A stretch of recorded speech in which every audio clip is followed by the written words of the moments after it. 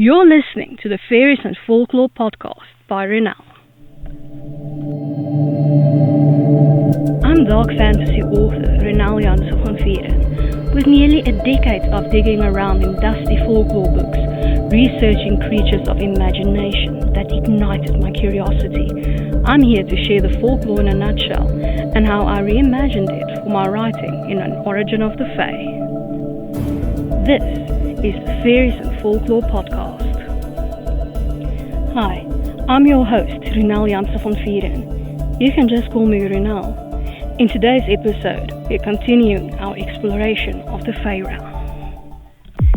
This episode is brought to you by my Dark Court Sisters book series, available in ebook, paperback, and audiobook.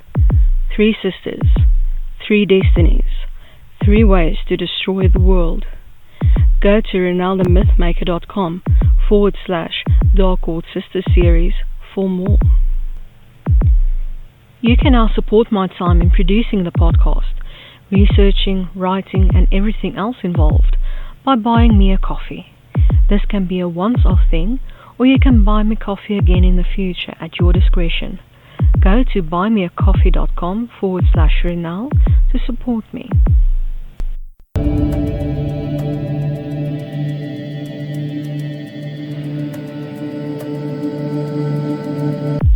We're continuing our exploration of solitary fae. Today's fairy, Ogres. Folklore in a nutshell by Ronel.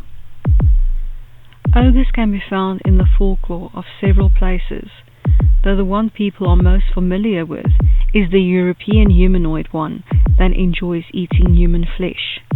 And though the term ogre and giant and ogre and troll are used interchangeably in some places, the true hallmark of an ogre is that it enjoys human flesh and other kinds of meat, has bad hygiene, is human-like in size and appearance with some exaggerated features, bigger head, hands or feet, have a bad temper, aren't sociable, and are usually not the sharpest pencil in the bunch, though the occasional wise ogre is an exception to this rule.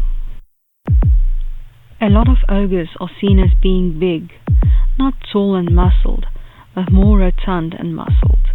They usually also have bad skin, no hair, and in some cases, even tusks. A lot of ogres are usually featured with big clubs.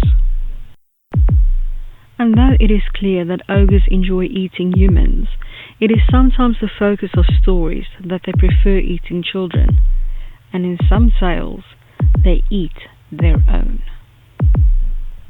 And now for my interpretation of the Fae in An Origin of the Fae, Ogres. Ogres are immensely strong creatures.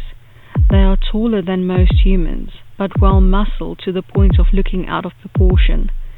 They don't have any hair because of the toughness of their skin. Most are great cooks and are employed as such by the Fae who can afford to, and who can deal with the strength and hunger of these creatures. Ogres don't usually mix with other Fae. They do live in clans though, for protection from those who would hunt them for sport. Killing an ogre is akin to medieval knights slaying a dragon among young Fae nobility. Some have made their homes in the mortal realm, though these are usually truly solitary creatures who do not live in clans. Though some of them are exiled, not all ogres in the mortal realm are. Not only do they enjoy the flesh of any mortal being or fae creature, they also on occasion eat their young, or anyone killed in a brawl. It's rare for them to eat anything but meat. They are great warriors and would accomplish much if not for the infighting among clans. As a little bonus, let's look at this fairy translated to Afrikaans. Mensvreter. I hope that you've enjoyed this episode of the Faeries and Folklore podcast and that you've learned something new about faery. Remember that you can get a transcript of this episode in the description.